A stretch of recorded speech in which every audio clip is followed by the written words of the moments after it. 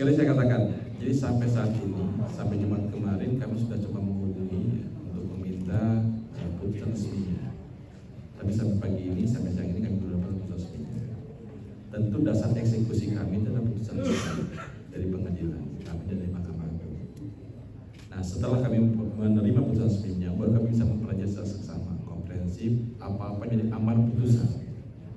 Karena kami ini eksekutor harus tahu betul persis apa bunyi kata per kata atau kalimat per kalimat dalam amar putusan itu mendapatkan.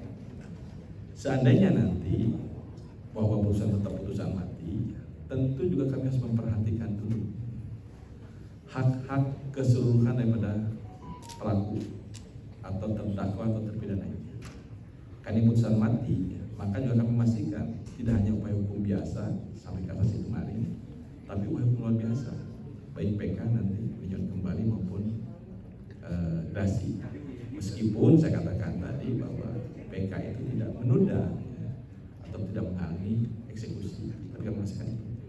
Tentang jangka waktunya kami tergantung daripada nanti mungkin upaya apakah terdakwa akan melakukan upaya hukum luar biasa atau tidak, itu harus memastikan. Yang berikutnya tentu juga akan memastikan lagi sampai berapa lama nanti memastikan tadi seluruh hak-haknya tadi secara administratif terpenuhi.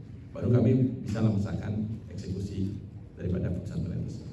Itu terkait perampasan aset pelaku itu kan nanti dikelola oleh Pemprov ya.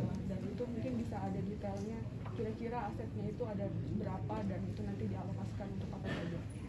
Perlu saya sampaikan ya teman-teman sekalian, dalam berkas perkara yang kami terima dari penyidik, yang baru disita itu hanya motor yang mempunyai nilai ekonomi. Selainnya adalah hanya kemudian administrasi ya, fotokopi, akte, kemudian seterusnya, barang bukti ada spray dan seterusnya. Tapi ekonomi sudah milik. Makanya kami sejak awal pada saat melakukan penuntutan perkara ini, kami meminta sama hakim untuk melakukan perampasan aset milik terdakwa, baik yang sudah disita maupun yang belum. Nah, kami dapat informasi memang kami tidak bisa melakukan penyitaan atau perampasan karena nggak punya dasar kan. Tunggu dulu putusan pengadilannya tadi. Walaupun di informasi di awal penanganan perkara kami mendapatkan informasi bahwa yang bersangkutan punya tanah dan bangunan, tapi nggak tahu juga tanah bangunan punya siapa dan seterusnya. Apalagi sekarang sudah berjalannya waktu itu. Seandainya nanti teman-teman sekalian kami sudah memastikan bahwa terdakwa, kami akan segera rampas dan diserahkan ke Pemprov nanti keseluruhannya. Jadi kami tentu akan lelang dulu sebagai tugas pokok kami selaku eksekutor. Hasil lelangannya kami serahkan Pemprov untuk digunakan Pemprov dalam rangka membiayai anak korban. Kalau untuk Satgas mungkin bisa dijelaskan lagi Pak, tadi Satgas yang akan mengawal kasus ini Pak. Ya mungkin bentuknya kelompok kerja lah ya, bukan Satgas, kelompok kerja yang nanti akan saya katakan tadi kita akan mengupdate terus bagaimana anak-anak yang sudah sekolah ini sampai di mana nih, apa ada nggak kendalanya dan seterusnya.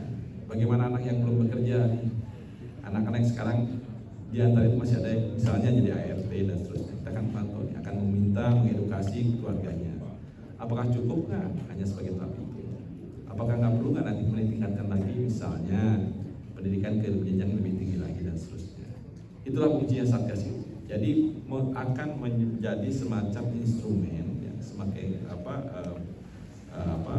kelompok yang nanti akan menutupi ataupun menyempurnakan proses hukum yang selama ini terjadi baik di proses peradilan maupun di luar pengadilan. Itu Mas ya.